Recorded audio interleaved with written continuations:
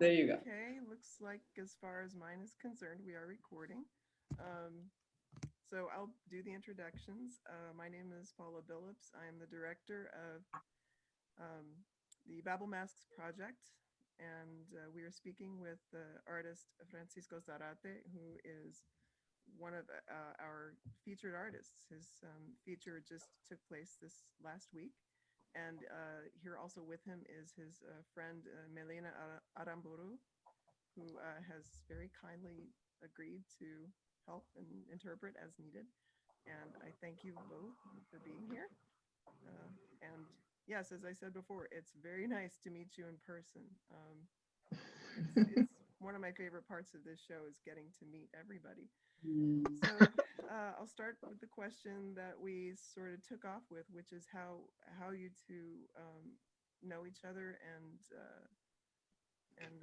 how you met and how you came to work together. I suppose Mm. maybe not, but Francisco, how did you guys get connected? Can you answer that? Yes.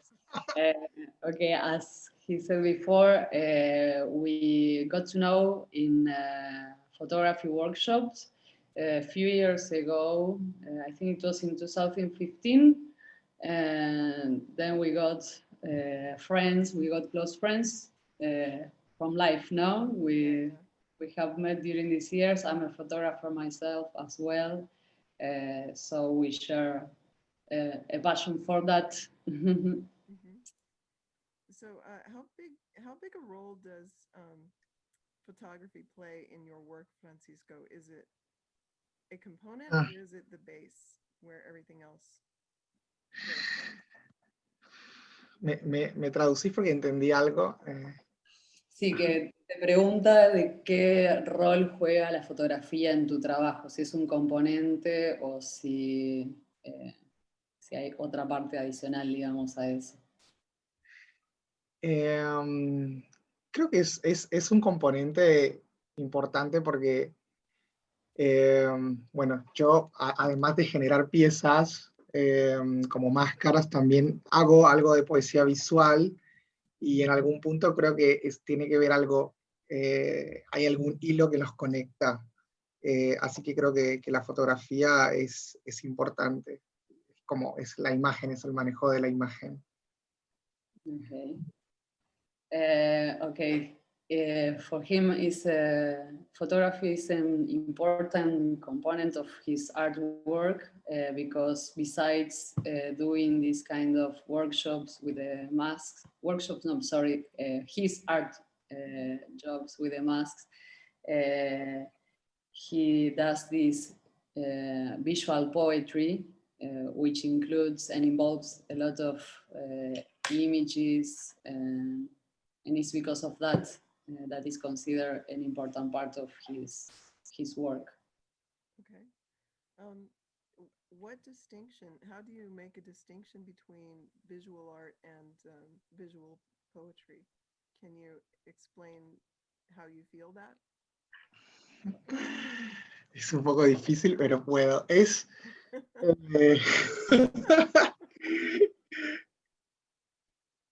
a ver, es como si fueran dos ramas del mismo árbol, ¿no? Porque un árbol lo sostiene, pero creo que con la poesía visual eh, podés como para mí, ¿no? Puede ser un poco más experimental, ¿no? Como que un concepto no lo podés, el concepto es mucho más abierto. Eh, a mí por eso me gusta más, o sea, digo, no es que me gusta más, la poesía visual es un poco más abierta y obviamente hace parte del arte visual, solo que en el arte visual siempre se tiene que tener como un concepto y manejarlo. En cambio, la poesía visual es como un campo más fértil. No sé, por ejemplo, no sé si poner un ejemplo está bien, pero creo que para mí, como lo siento, la poesía visual es mucho más rica porque es la interconexión entre fotografía, texto, eh, formas, es mucho más como voluble, creo. Okay. So he considers that visual poetry is a wider field maybe than visual image, because it's like a kind of, he considers that kind of two branches from the same tree, you know, visual poetry and visual image. Visual poetry is more experimental, more open to different fields, so interconnects photography, textures, maybe also play with words, and he considers that more free maybe than the visual image. So would it be accurate to say that you're a poet through the visual, rather than a poet strictly relying on words? Do you find yourself a poet? A ver, me decís, creo que entendí parte, pero... So sorry, Paola, just to be accurate. So you are asking if he considers himself a visual poet rather than a strictly words poet, no? For a way to... Yeah, that would be a good way to put it. Okay. Or is maybe a better way to ask is, do you believe that most people are aware that it's possible to be a poet using art? Or do most people, when they hear poet, go, you have to use words, you can't just use images? Do you find that there is a more or less understanding about this idea?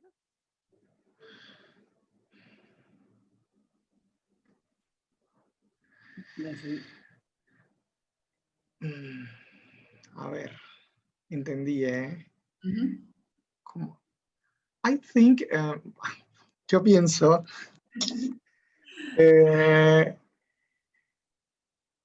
que creo que a ver, cuando hablamos de poesía, técnicamente lo que es poesía, ¿no?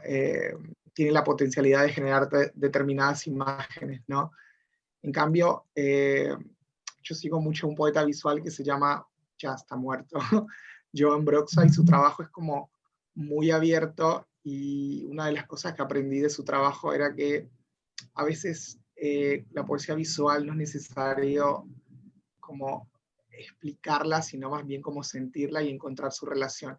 Y creo que eso tiene que ver también un poco con el arte. En realidad es arte, ¿no? Para no entrar en una discusión de qué es arte y qué no es arte. Pero pienso que desde mi perspectiva, también viniendo del diseño, soy diseñador gráfico, es como romper un poco las estructuras y generar una tercera cosa, como le digo yo a veces a la poesía visual. Y es mucho más libre. Hay mucha gente que pregunta, sí, pero una poesía visual, ¿cómo la lees? No, a veces no tenés que leerla, tenés que mirarla, tenés que sentirla, o sea, es como una imagen a los ojos. A veces hay texto, a veces no hay texto, pero bueno, es parte de... Hay como una correlación cuando presentás, no sé, cuando presentas una máscara que te pregunta qué quisiste dar a entender con esto o con tal elemento. Y bueno, con las máscaras es distinto porque la mayoría en la historia de las máscaras tienen un accionar que tiene que ver con, bueno, una máscara se hace para determinada acción, no sé, el hombre, el chico, el joven que se vuelve hombre, ¿no? Digamos, u otros significados. Pero hoy me parece que es mucho más abierto y podemos generar una máscara para, no sé, dar a conocer un hecho o una historia de algo, creo. No sé si me... Sí, por ahí te voy preguntando algo más. Sorry, el poeta que dijiste es John Broxton. Joan Brossa, sí, Brossa. ¿Es una poeta o...? Un poeta visual de Cataluña. Ok. Okay, so what Fran was saying was that what is technically poetry, he learned from Joan Broxton, who is a Catalonian poet, that... Es un poeta visual él. Okay, visual poet. Okay, he's a visual poet. So that poetry is not necessarily to be explained, but to be felt, no? So that's the relation with this visual poetry, that the same as with strictly written poetry, is not a matter of understanding, but feeling what is written. So he coming from from design, from visual design. For him, he had also to break a kind of structure about what is considered maybe art or not. And sometimes this poetry can be combined with words or not. And in the same way, when he presents one of his masks, it implies an action. Those masks, before they're used to mean something specific. They were made for a specific action. He was mentioning, for example, this pathway from a young man to adulthood. But now this idea can be more open, wider than that. So he can make this his own masks to represent something else rather than that action itself. Okay. So then with masks, I pay attention to what you remarked, that masks could be used to transition from childhood to adulthood, that they have ceremonial purpose. And so since at least in many cultures that once had this, it's not a ritual that exists anymore. Mm-hmm. So where we are going as a civilization, masks can be decorative and they can indicate the past, but do you think that masks have a similar mystical or ceremonial role to play in creating change or creating a new state of being in people?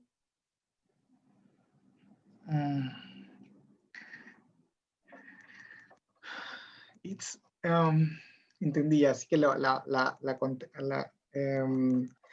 yo pienso que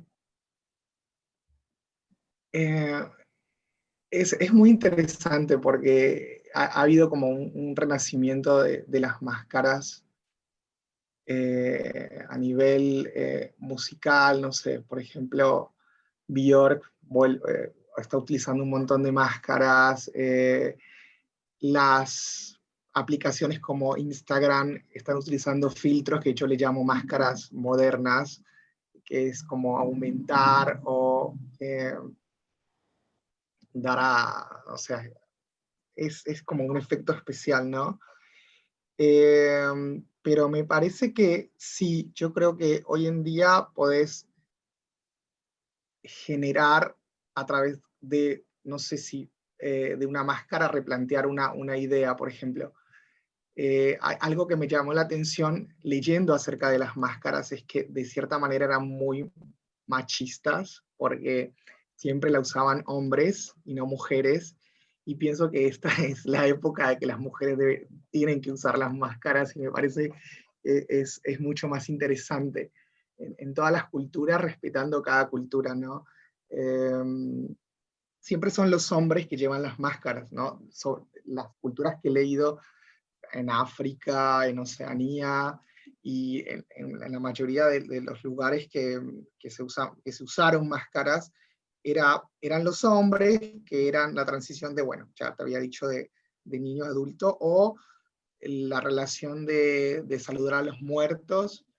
Y bueno, algo que me llamó la atención fue que siempre lo usaban hombres, y me parece que hoy en día es genial ver que todos lo pueden usar sin importar el género, y eso es como, me parece potencialmente interesante. Okay. Creo que se va a acabar la reunión en 40 minutos. Okay. So regarding to the masks, he was saying that nowadays there is like a rebirth of the using of masks since the applications, for example, that in Instagram or other phone apps you have masks, these filters, no? But he calls them, yes, he calls them as well masks that are kind of modern and makes some effect on that. Artists like Björk is using them as well. But what caught his attention is the use of masks on the cultures, just maybe by men. Now the role was given for men, and it was a kind of macho culture because just they were allowed to use them for the rituals to greet maybe their ancestors. So now he considers that there is a kind of appropriation maybe from the women of that role as well, and that it's important that happens. No sé si está correcto lo que digo. ¿Quieres agregar algo, Fran? Yep. Hay una historia muy interesante acerca de, ¿viste?, las culturas de los Selknam, que eran las mujeres que usaban las máscaras para asustar a los hombres. Esto no sé si realmente sea cierto, pero lo leí en algún momento. No sé si lo escuchaste vos también, Melina. Y entonces hay un hombre que se da cuenta que o sea, en los Selknam usan máscaras para representar determinadas deidades, ¿no? Que asustan. La idea es asustar como para hacerte más fuerte. Creo que tiene que ver algo con eso. Si no, me estoy equivocando a lo bestia, pero algo escuché de que un hombre de repente se da cuenta y le saca el poder a la mujer porque se da cuenta que es ella. Okay. Creo que algo tiene que ser, algo leí sobre eso en algún momento y me pareció como, wow, mira que es lo único que he leído donde una mujer en algún momento usó una máscara. Eso. Okay. So talking about the Selnams, he kind of remembered a story that he read somewhere where women used to use the mask to scare men, and suddenly there was some men who realized that that was happening, and that was when they kind of took off the power from women in their culture. No, they realized about that, and this use of the mask was what gave them power, actually. Okay. That's connected to a lot of reading that I've done through other mythologists. That the transfer of power is something that happened way back, but something that still goes on. So what you say kind of adds to that information for me.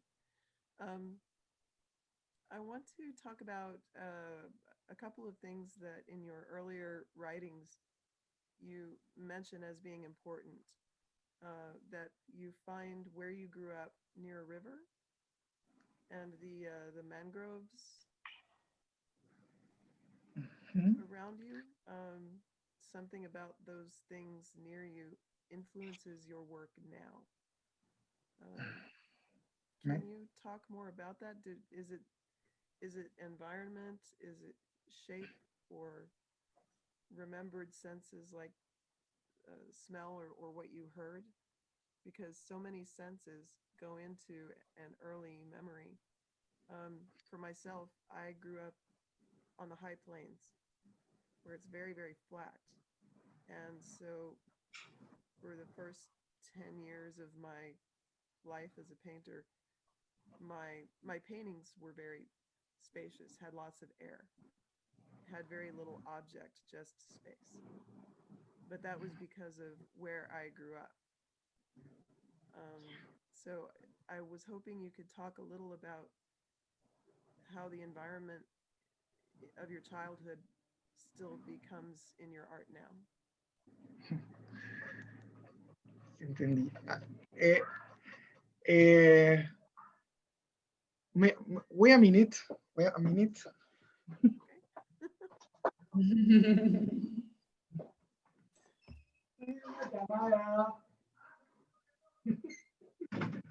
Sorry. That's an interesting question. I like it. Okay. Yo nací en una pequeña isla y quiero contar la relación que tiene con las máscaras porque tiene que ver, se conecta con algo de la infancia.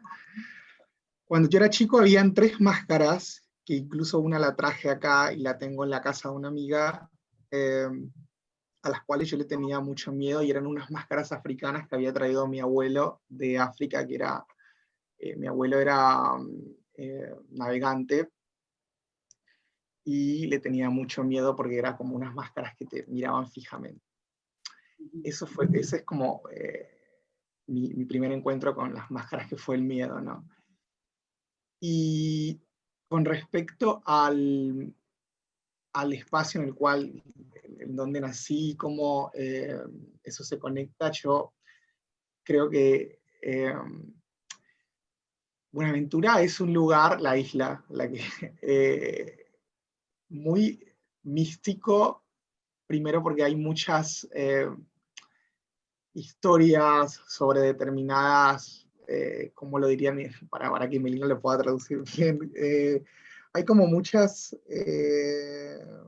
historias sobre entidades, digamos, o sobre determinadas cuestiones que no encuentro la palabra en español. No sé si me entendés, Melina, lo que voy. Es como a ver, hay historias de, no sé, madre monte, madre agua, determinadas cosas que de chico te van diciendo: no puedes ir a meterte a la selva porque te puede pasar algo malo, no puedes meterte en el agua, ¿no? Como generando entidades para cuidarte, ¿no? Yo lo veo desde ese punto de vista, y de cierta manera eso, para cuando sos chico, como que te potencia el miedo y a la vez te potencia la imaginación, porque te imaginas algo que te va a llevar que no sabes qué forma tiene, pero que existe. Y bueno, creo que el paisaje es algo que de alguna manera está en lo que yo hago. Porque yo no sé si en tu entrevista o en una entrevista pasada me habían preguntado lo mismo, cuál era la relación que yo tenía con el arte, y la relación que yo tuve con el arte como primera, digamos, impresión fue el espacio físico, la marea cuando baja, todo lo que deja, y creo que tiene que ver con eso, ¿no? El resto de cosas que son personajes y elementos que voy construyendo tiene que ver con parte sueños que tengo, y también aquello de lo que he leído hasta el día de hoy, que es información que se va como entrecruzando y te va generando otras imágenes. Creo que eso es principalmente, como una mezcla. Okay, so he grew up in a small island called Buenaventura, and his first maybe contact with the mask was with 3 masks that his grandfather brought from Africa. These masks used to be hanging on his house, and as a kid he was afraid of them. So the first kind of relation that he got with the mask with was fear, because he used to think that they were staring at him. And this place, this island, was a kind of very mystical island, because there were many stories about entities or kind of deities, maybe, that kind of stories that you are told when you are a kid, that there is some kind of entity from the water that you have to be aware of, and you have to be careful about them, because if not, something bad could happen to you, that somehow they scare you, but as a kid also they open up your imagination and helps a lot to that. And regarding to the landscape, he mentioned an interview that he doesn't remember if it was with you before, talking about the physical space, that he remembers the tide, and when the tide goes down, all the objects that are left on the beach, that is mixed on the characters that he creates, and that also intertwined maybe with his thoughts, his dreams, and there is a kind of connection between the characters that afterwards are created and reinterpreted with that. So it feels like your, as you said earlier, your feeling and your imagination lead the way into your work. But there are things that are attached to a local item, local object. In some years ago, my work was informed by where I was. So finding scraps of paper in Berlin or Montreal, and making sure that before I left the city, I took those things of that city and put that into work, working in that city, because I think this is a superstition on my part, but traveling from one place to another, if I want to do work, I have to get it done before I get on the plane. It's like the airplane erases the feeling of being there. So even in the airport, I'm like writing before the plane takes off. It's because as soon as those doors close, I'm gonna forget, or the air around me won't feel the same, And when you go to a city you have been several times, you step off the plane and you can feel it. The city is different around you, and it changes my work. So this idea of objects from a place bringing something real and particular to the work, I understand that very well.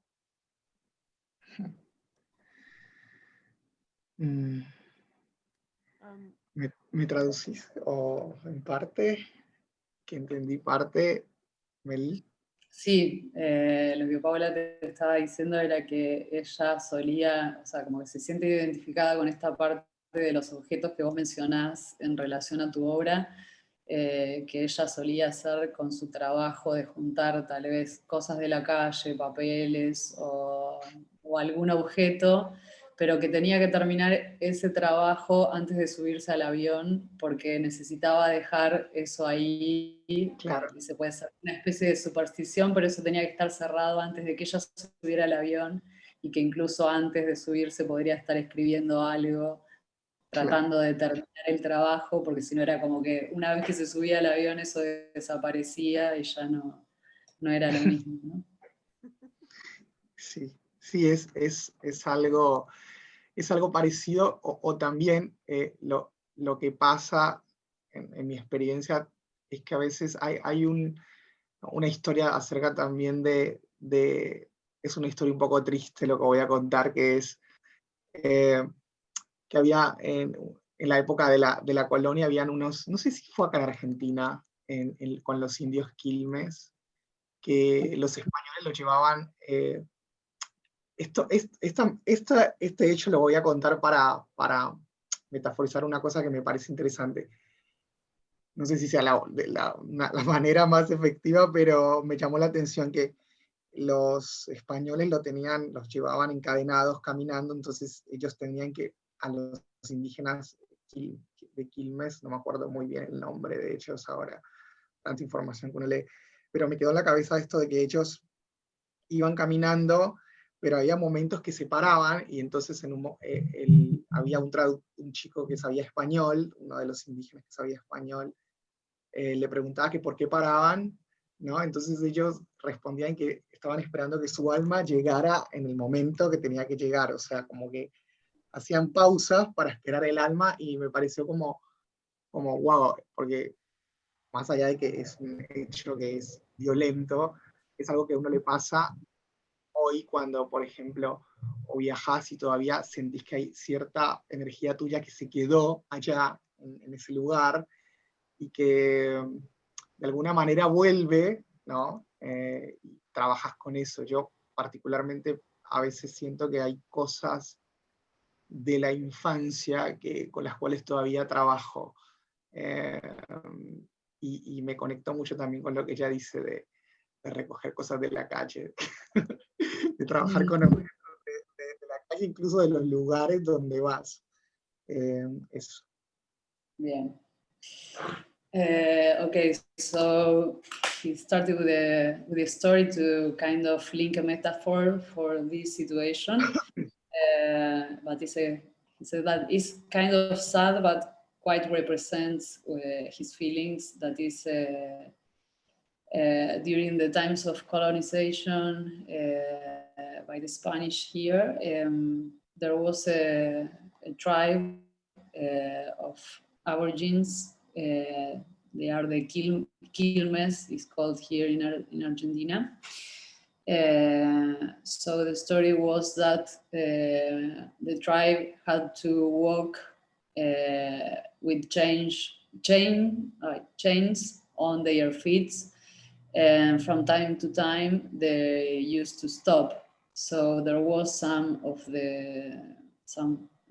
their tribe or of the Spanish people that would speak and translate for them, and when they would ask why they were stopping, they were saying that it was to wait for their soul to reach them.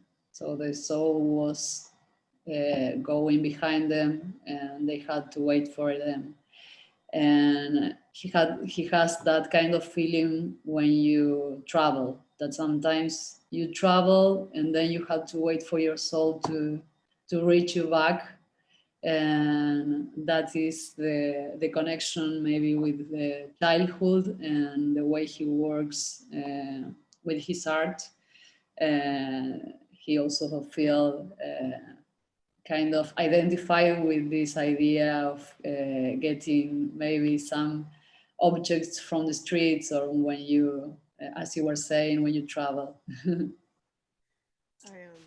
I completely agree with this. I can't attach it to an ancestral past, but I very, very much agree with this idea that you have to wait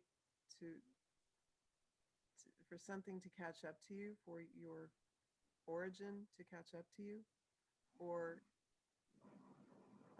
I sometimes experience it the other way, that when I'm traveling somewhere, I feel as though I am the one catching up, that there is some other self waiting for me, Mm. and they're waiting until I can get there. And there is a kind of dualist form of travel. The way I think of it is I can talk to my younger self or I can talk to my older self. So this is imagination, but you know, I can think of my younger self making mistakes and whisper to them as the older self and say, you don't want to do that, Mm. or this is a good decision, or just, you know, that perhaps there is a way that my younger self did benefit. And at the same time, if I listen, I can hear my older self trying to tell me something. So it's as though there's a channel that flows between these seas of who we are, these oceans of the old self, the now self, the future self. And so the idea of we need to stop and wait for this to catch up, it resonates strongly with me. Yeah, that's very. I'm going to say something in English because that's very interesting because I think sometimes when you when I'm creating I something and I say where all these images came, you know, it's like I have an idea that is like we are like a USB. I have not like US. yeah, like this, you know. I think Right. yeah, and there is information that came from unknown space, you know. And I like to think that because it's like a black hole, you know. Yeah, I love the black holes for that reason. The humanity doesn't have doesn't know how to explain it. You know, it's like a theory, but no one knows what's happened there. And I think sometimes the creativity and imagination it works in that way. For me, it's more exciting think about that.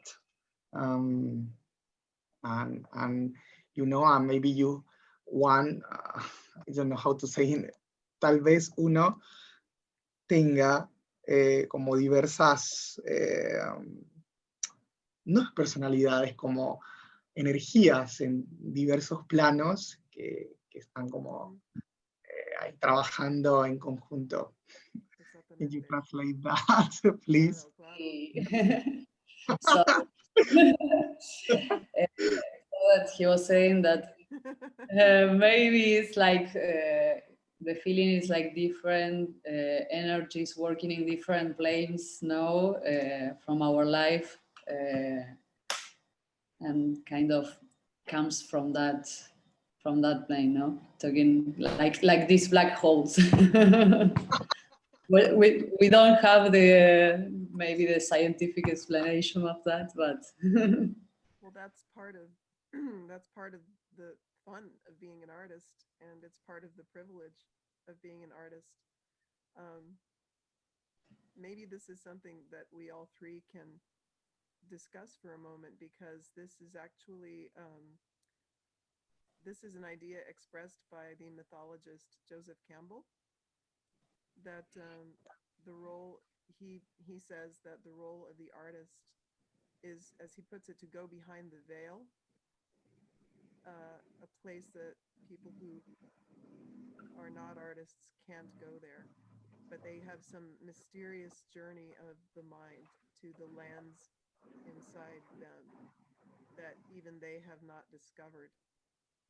And so to be an artist is to continually go beyond that veil, almost like the black hole that you talk about.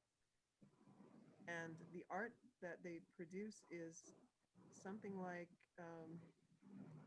something that they can bring back from that journey. So other people cannot always know everything about you. They can't know what journey you took. They only receive the gift of what part of that you decided to bring back. And to me, that's an important difference because it pays honor to the artist's place of unknowing. And it also pays respect to the idea that it is the artist who chooses what to show. And a person may be entitled, if they say buy a piece of art, they may be entitled to that image or to that work, but that's not the same thing as being entitled to the experience or the mind of the artist. That's separate. So there is something, according to Campbell, there is something ceremonial about the process of going to those places and coming back with artifacts, I guess is a good word. So I'm curious, since you both are artists, how that connects, or does it connect for you in the way, you know, Francisco is saying, I don't even know where this comes from. I think we all have that idea sometimes.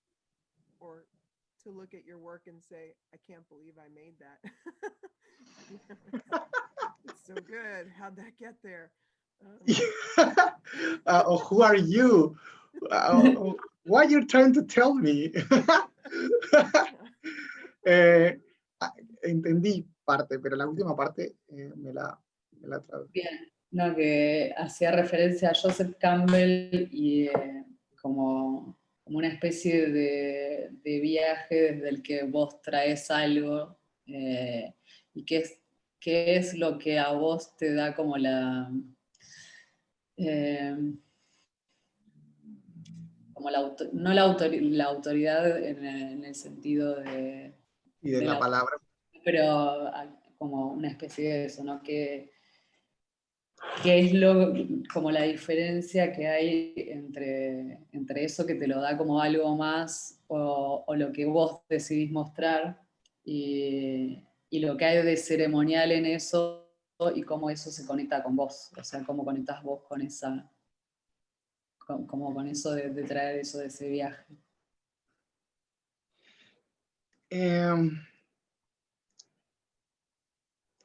Yo pienso que cuando uno crea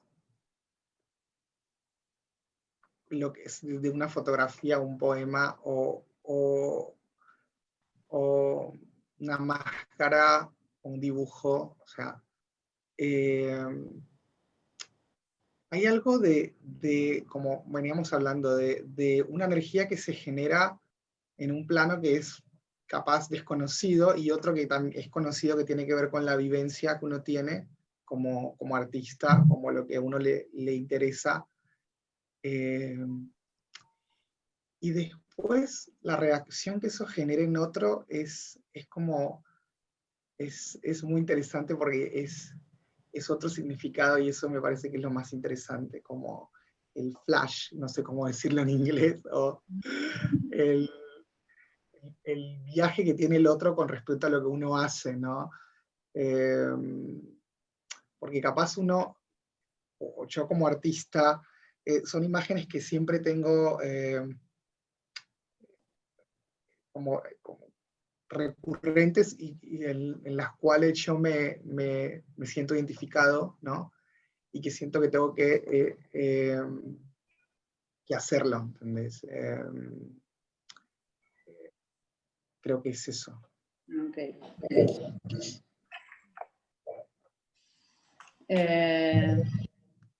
So on the moment of creation, there is a kind of different energies playing in that specific moment. On one hand, you have that kind of energy that is from another plane, not physical, we don't know where. On the other hand, is the energy that he himself is bringing to that artwork that has to do with his environment and his stories and his own history. And then there is a third energy that is from the viewer, the people that has the contact with that artwork, and the experience and the energy that he creates in that moment when the viewer sees the artwork. ¿Algo más, Fran? Very, very much, yeah. That's okay. I believe the same thing. I think that's true. I think the presence of audience is more than to satisfy the ego of the artist. You know, there is something in the empty space between that is magic, for lack of a better word. I see it all the time. I don't think that's a fanciful notion. I think it's true.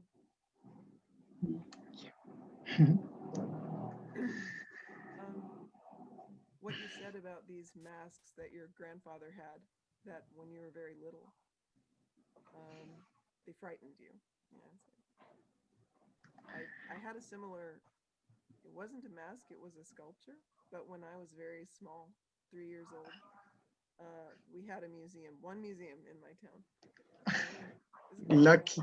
And so for a while, there was this sculpture of a lady, but it was only from here up. And it was buried in stones. So this was where the ground began. And then her head rising up out of the ground. And she had this, it was enormous, you know, it was like 10 feet tall. And the head of this woman, her eyes are closed and her mouth is open. She looks like she's singing. And it was bronze, so it was all this smooth, dark shape. And I lived in a very windy place. And so the hall behind her had this sound because of the wind blowing. There's a ooh, like this. My mother would try to get me through the door of the museum, and I would just be really frightened of this woman who is so huge, and I thought the sound was her because she looked like she was singing. And it's funny how there's these moments or objects in from very, very young that may stay with us our whole lives as maybe an archetype or a sign. I'm not sure.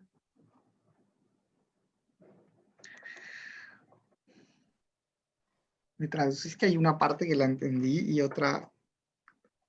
Sí, lo que te estaba contando era de que cuando era niña había como una especie de museo ahí donde vivía. Tenía alrededor de 3 años y tenía la misma sensación en relación a una escultura que era de bronce, así como con unas facciones muy, muy suaves, pero tenía los ojos cerrados y la boca abierta, y el lugar donde ella vivía era ventoso, o sea, había mucho viento, y el sonido, y ese viento, digamos, generaba un sonido cuando entraba en la boca de la escultura, y ella sentía que ese sonido provenía de ahí, ¿no? Que provenía de esa escultura y que por eso le tenía miedo.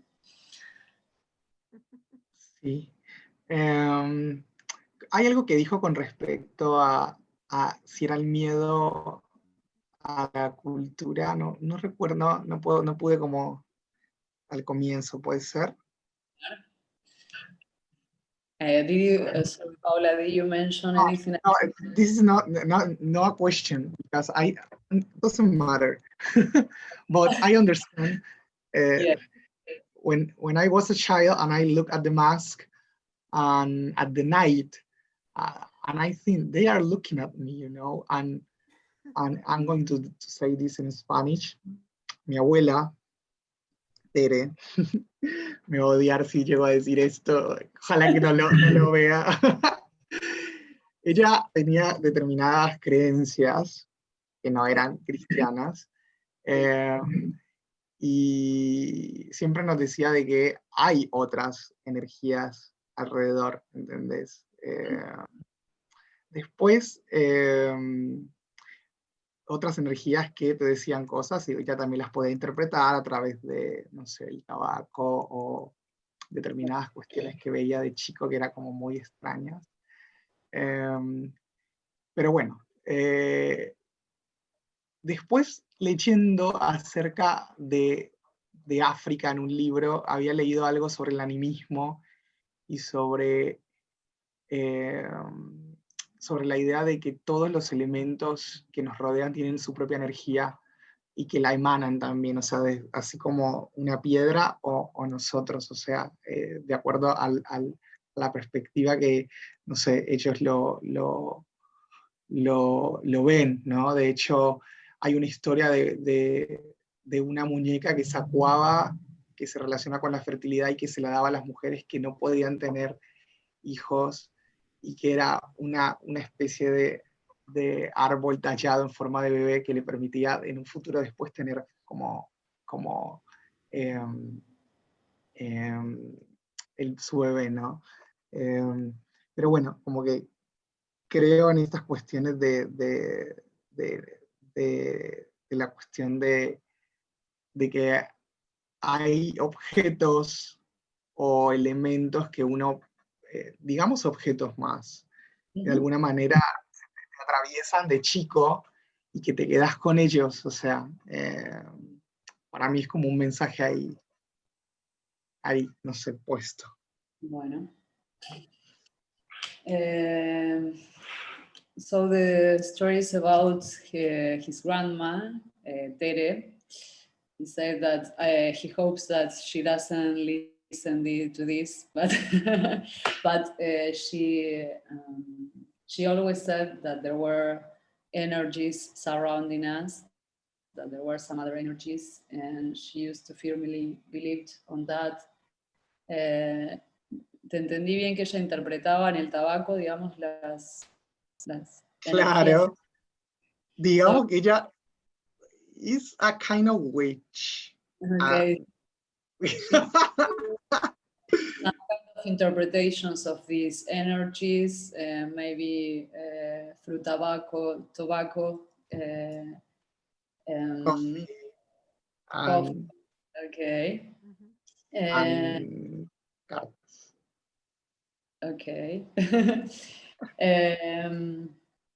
So about, I don't know if in English is animism is the word that you use. Yes. Okay. That there are elements that have their own energy, and he read something about it in some book as well, that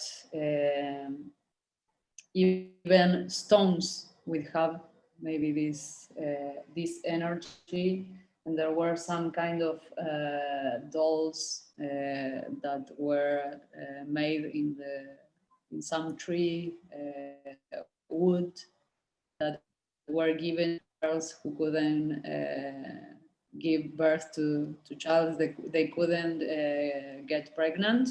So this doll was given to them as a way to have a help, maybe for that, to be able to get pregnant. So he believes that these questions, maybe about the objects that comes from his childhood, have this kind of energy, like in animism, maybe this feeling about the objects. Yes, that makes sense to me. I can understand that. I think it might be an interesting thing. Like I feel like we could talk more and more about that, because it feels to me as though this is something that sort of connects us in this conversation, is this thought of animism and planes of existence and powers that we are not necessarily connected to, or that we cannot see or feel. That doesn't mean that something isn't happening. I'd like to wrap up, but I want to ask one or two more questions, if you have time. Yeah, I have. I don't know, Marina, you have time to. Yes, yes. Okay. No problem. I just want to talk briefly about the work of yours that's in the show, your mask. Mhm. You call attention to the ancestral tribe, the Selknam, and you also call attention, I believe, to Black Lives Matter. So I'm just hoping you can talk a little bit about how you hope your mask can connect our audience to the things that matter most to you. What do you want to come through that mask to them?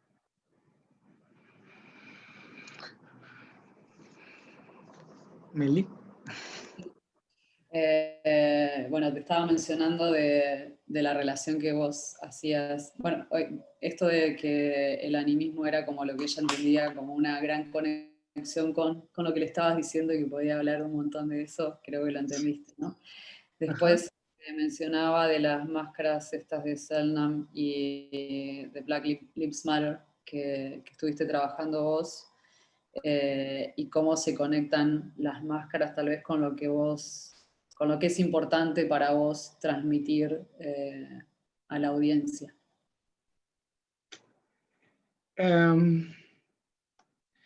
Yo creo que es importante transmitir la idea de que existen otras versiones y otras maneras de ver el mundo, que me parece que si en algún punto la hubiésemos seguido no estaríamos en el desastre ecológico que estamos ahora. Capaz es mucho lo que estoy diciendo, pero sí, sobre todo con algunas culturas indígenas de Sudamérica, o de que siempre hay una conexión con la naturaleza desde un respeto, ¿no? Y también la máscara, Mahai, que significa buen espíritu,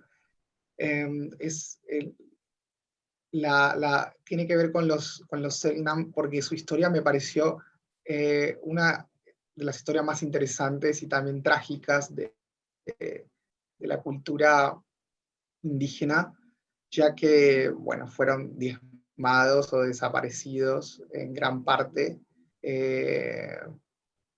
Y para mí es importante que cuando, por ejemplo, explicas a través de un objeto, o en este caso la máscara, que es una interpretación personal, y yo lo titulo Mahai, porque es de cierta manera un homenaje. Es como cuando colocas un link en un archivo que te lleva a otra información y de repente te conectas con que existieron y que hoy ya no existe nada, ¿no? De ellos, excepto algunas fotografías y algunos libros acerca de sus ceremonias. Y volviendo a mi conexión con ellos, es el impacto que me causó sus trajes y sus máscaras.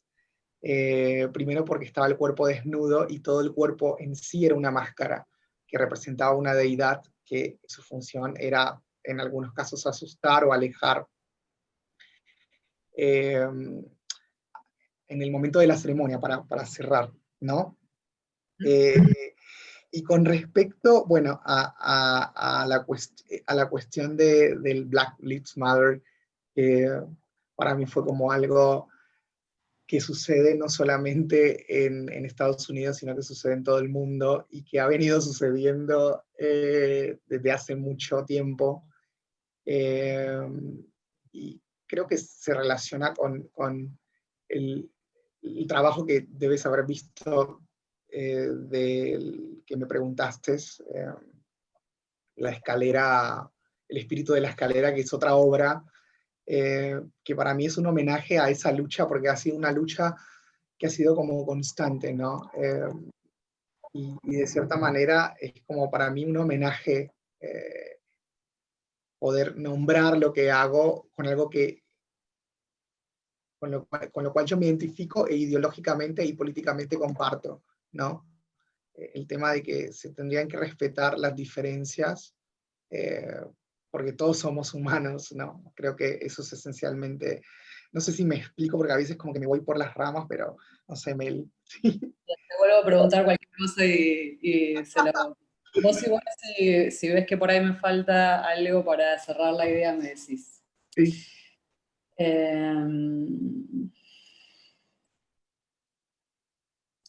Okay. So the idea about the Suriname and Black Lives Matter and how these masks were related to the meaning that he wants to express is that there are many and different versions of seeing the world. And if we had them into our minds from before, or if we had paid attention to these kind of perspectives, we maybe wouldn't be in this mess we are in now regarding to ecology or the social situation as well. That before there were many tribes that used to have these rituals maybe, or this way of life that respects nature above all. The mask, Ahai is the name of your mask? Yeah, Mahai. Is related to the Tsalnams, and he says that is a kind of link for him to their story now. So when the viewer sees the mask, it kind of make this link to their story. It takes them to the story, and to maybe find out a bit more about them, about the information we don't know. And he was very impacted by the Salnams, because when he saw the way that they were making their mask and how they painted their nude bodies, he considered the bodies itself themselves as a mask as well. No, not just a mask, but the body as well. So the body was a mask during the ceremony as well. And regarding to Black Lives Matter, there is it's not something that just happens in the United States. That is something that goes around the world. The relation with the Spirit of the Stairway is the name of your artwork. No sé si lo decís en español solamente o lo traducís a... ¿Está bien? Yes, ladder. Okay. It's a ladder, not a stairway. Okay. Yeah. So that's like a constant fight and a homage to show his ideals and his political position about it. So it's a way to represent and to give respect to that as well. Thank you. One last question, and then I think we're ready to wrap up. One of the points of your work was sustainability. That artists should seek what is near to hand for their materials, or maybe only for yourself. I know, particularly in your interview for the website, you said you only speak for yourself. So was there a point for you where you realized, oh, like my art supplies are all around me? I can tell you that when I was in Berlin in 2013, long story short, I had very little money, and I didn't even have money to buy art supplies. And up until then, I was strictly a painter. So the canvas and the paint and the brushes and all you have to have. And as you might know, Berlin has a great deal of graffiti posters and stickers and scraps of paper everywhere. And so I thought, well, I guess I'll just use this stuff.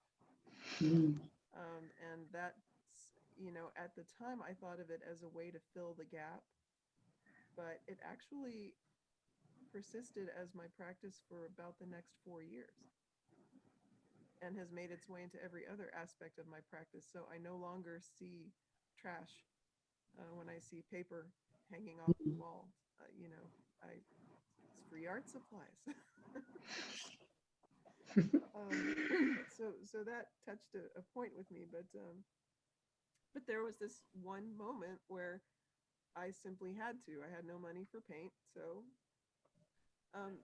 do you think of your use of sustainable or reusable materials as a slow thing, or was there a point where you realized you could use these materials or you wanted to use these materials? Traducime la última parte no la entendí, que es la de la pregunta. Claro, si vos veías estos materiales, ¿no? De tal vez tomar materiales como una forma de reciclarlos, digamos, en tu trabajo, si los consideras, a ver si le pregunto de nuevo. Sorry, so you were saying, Paula, that if he sees these materials as a way itself to be part of the artwork. I think my question is more asking if there was a single moment of change or if it was something that happened slowly. Okay. ¿Entendiste, Fran? Sí. Creo que es algo que fue dándose paulatinamente, porque creo que a veces nos hacen creer que cuando tenemos muchos elementos podemos hacer mejores cosas, lo cual puede ser cierto, pero a veces creo que también cuando tenés los elementos reducidos, podés generar también cosas muy interesantes, porque para mí tu creatividad o tu cabeza genera otras maneras de linkear y cómo trabajar con lo que tenés, ¿no? Y creo que eso va conectado con la idea también, como yo te había dicho, desde mi punto de vista, es tratar de trabajar con los elementos con los cuales encuentro en la calle, así como tu experiencia en Berlín de trabajar con los papeles que estaban alrededor. Yo pienso que sí, creo que todo material tiene una potencialidad con el cual se puede trabajar. Y a veces pareciera que el sistema, ¿no? de querer comprar, nos dice que tenemos que tener tal cosa. Y yo soy de los que pienso, ok, yo voy a comprar cuando lo necesito, cuando se me termine, ¿no? Respecto a la máscara, a Mahai, era el momento más duro de la cuarentena y estaba todo cerrado. Y yo en un momento había pensado, bueno, si capaz la hago de acrílico o mando a cortar, y dije, no, voy a trabajar con lo que tengo, como he ido haciendo, porque es más importante la idea que quiero transmitir que la materialidad, ¿no? Así que pienso que a mí me gusta más reusar lo que tengo alrededor o lo que voy encontrando para generar nuevas cosas. Y aparte también es como resignificar. Siempre cuando veo, cuando paso por un lugar que venden, no sé, cualquier cosa, no sé, tipo una tienda de decoración o determinadas, cualquier tienda, siempre pienso que eso es una futura basura. Y digo, la gente debería ser un poco más consciente con respecto a lo que usa, y sobre todo hoy, no sé, a mí me preocupa un poco la cuestión ecológica, porque es algo que hay que prestarle atención y no es algo, pareciera que también hubiera una voz que te dice, no, seguí haciéndolo, no importa lo ecológico, pero creo que cada elemento conlleva una energía, y esa energía conlleva un desgaste de algo, ¿no? Hace poco vi un documental de David Attenborough acerca se llama Un día en nuestro planeta, algo así, y fue como, no, si no prestamos atención ahora a lo que está pasando, creo que va a ser tarde, ¿no? Es como que pareciera una película de Mad Max, que esperemos que no sea eso, pero bueno, desde mi perspectiva creo que es importante como para cerrar esta idea, trabajar con material reciclable o con aquello que tengas a tu alcance para mí, es importante. Yo lo siento como mi pequeño aporte de lo que puedo, qué sé yo, ayudar a este planeta en el que estamos todos adentro. Pero creo que es algo paulatino, que uno se va dando cuenta. Okay.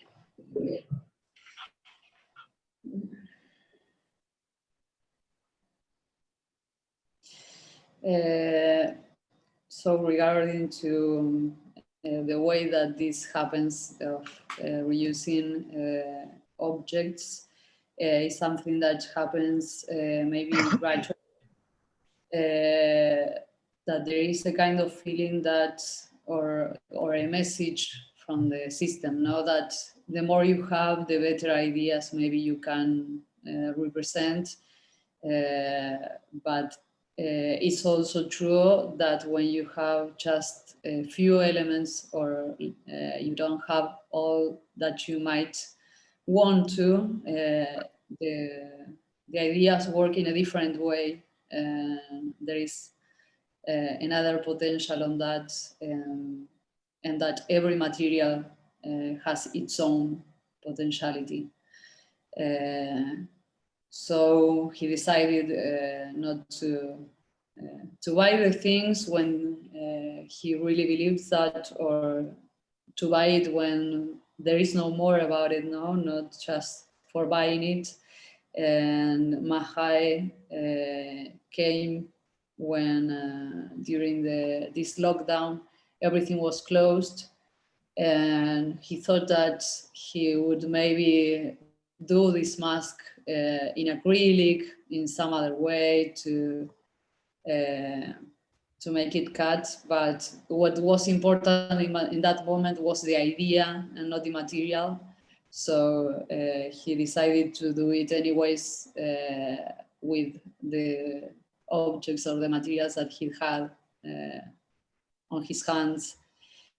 He likes to think about reusing the materials that surrounds him. That it's a way also to give them another meaning.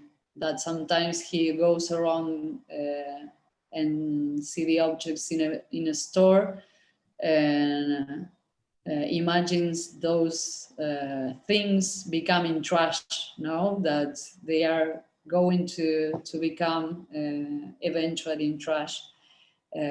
So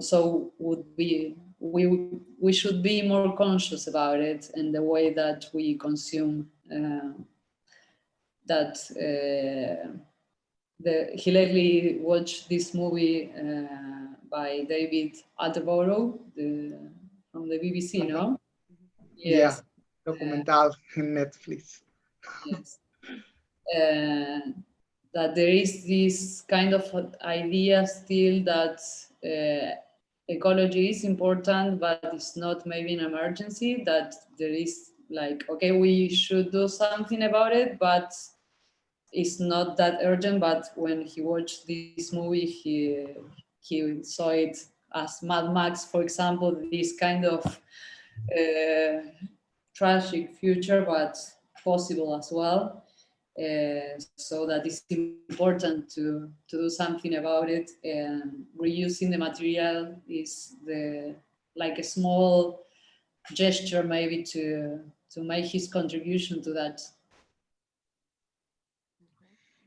Yeah, but one thing I like to say, that I don't want to take the flag about that, but I think this is what I can do from what I do, you know.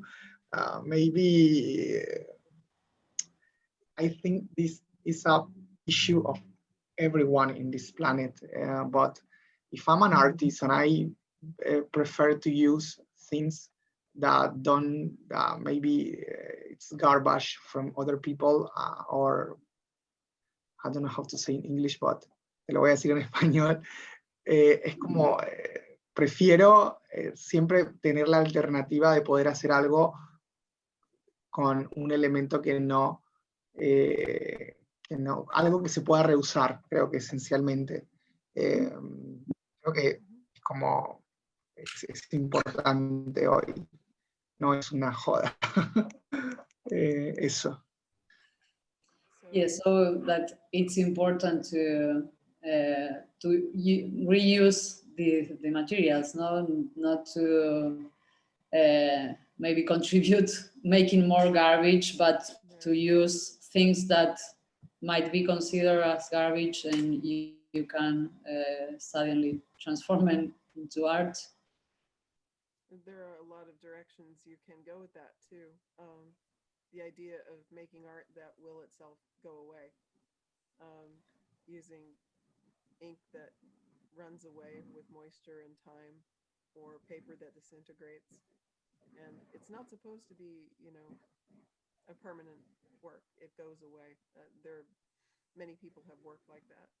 But if I understand, Francisco, there's also something where you say, I don't want to be known as the artist who is all about the environment. It is an incidental matter of who I am as an artist, that this is what I use. But you don't want to isolate your practice in that way. It is important to you, but that doesn't mean that's what your art's about. Am I understanding that correctly? ¿Traducirme? Sí, no, que vos, digamos, lo que no querés es como de repente ser un artista que no tiene en cuenta, digamos, estas instancias, sino más bien que tu criterio es el de preocuparte porque no sea una situación, digamos, que contribuya más al aumento tal vez de la contaminación. Esto de decir, bueno, generar más papel o más tinta que vaya a ser desechado eventualmente, ¿no? Sí, creo que es más hoy en día una postura, digamos, también política en relación, no una política, me refiero a la cuestión de cuidar lo que tenemos alrededor, ¿no? Que tiene que ver eso con política, ¿no? Y obviamente uno como artista va experimentando con distintas cosas. En un momento trabajaba con acrílico porque era más barato, después no pude, y decidí también como pensar, ok, ¿qué otras alternativas? Y de cierta manera, esto capaz es un poco nihilista, pero todo es efímero, ¿entendés? Lo importante es la experiencia que tengas con respecto a la obra, lo que te queda adentro, o sea, que eso es una cuestión más larga de hablar, un tema más largo de hablar, pero yo pienso que el arte lo que ofrece es una experiencia más allá del objeto, que es importante también, porque es aquello, es el cuerpo, ¿no? Pero bueno, eso esencialmente. Bien.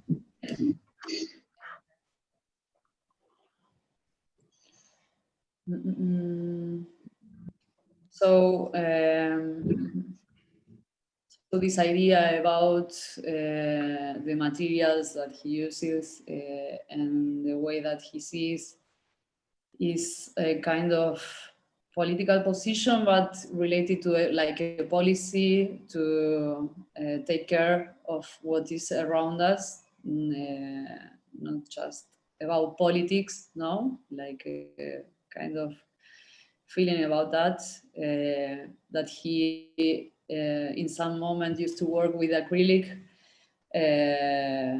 but he realized as well that somehow it's not something that is going to last forever, and the art itself, it can be like for a moment, no, that the more important thing is the experience beyond the object itself. It's not important just the object, but the experience that the person has in front of the artwork, and that's ephemeral. It's not something that will last just because the object. Well, exactly. I completely agree. I think that's right.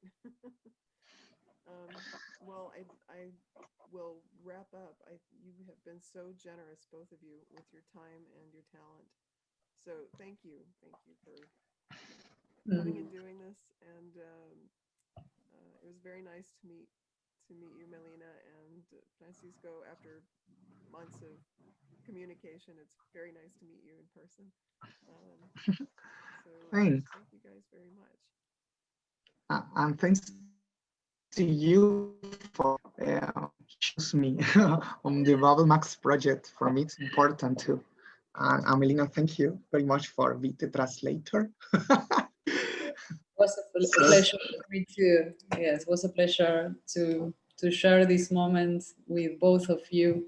Well, thank you very much, and I will let you get on with your evening, and I'll send you the video so you can take a look at it and edit it Nice. before I put it Nice. up. So I'm going to turn off the thing now. Hold on to stop recording.